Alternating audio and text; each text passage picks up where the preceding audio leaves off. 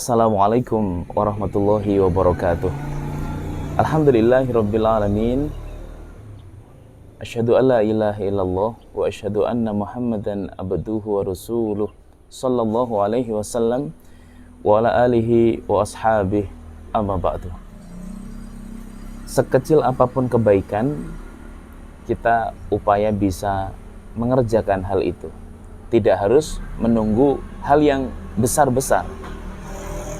Karena dengan kebaikan-kebaikan, amal solih yang kecil-kecil itu tadi, mudah-mudahan bisa menjadi sumber penghapus dosa kita ataupun juga penolong dari Allah Subhanahu wa Ta'ala.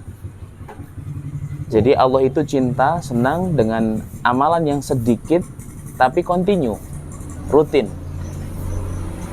daripada banyak tapi hanya sekali itu saja. Jadi ketika ada kesempatan berbuat baik, mari kita upaya ambil itu, karena di situ ada pahala yang bisa kita barokahkan untuk diri kita.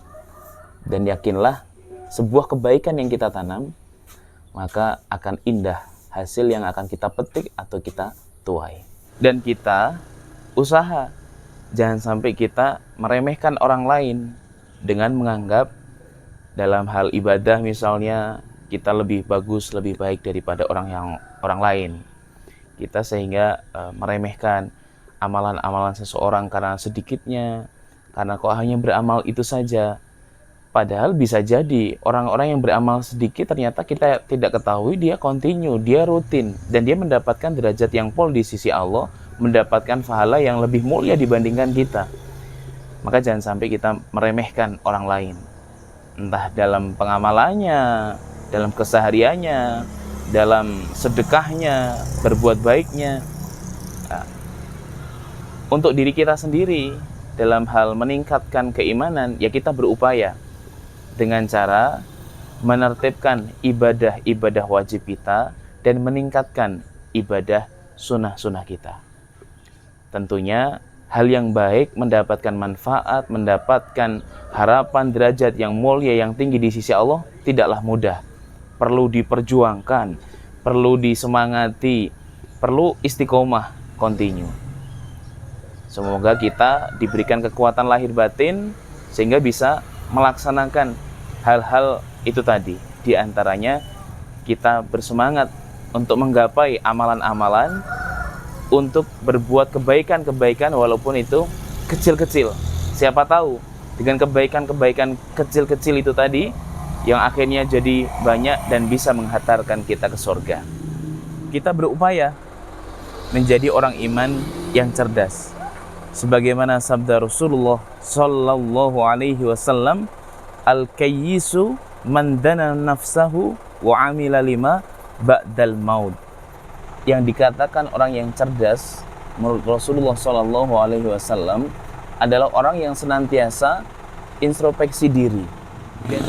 Dan dia mempersiapkan amalan-amalan, mempersiapkan bekal-bekal untuk kehidupan setelah kematian kita kelak. Maka ketika kita mensibukkan diri kita untuk introspeksi diri dengan kekurangan-kekurangan kita tidak lagi terlalu fokus sibuk mengurusi kekurangan orang lain. Karena tentunya yang kita pahami adalah tidak ada manusia yang sempurna.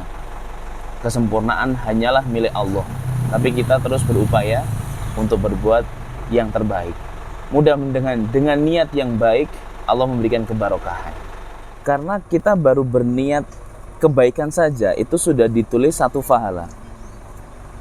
Bisa berlipat ganda manakala niat baik tersebut kita wujudkan.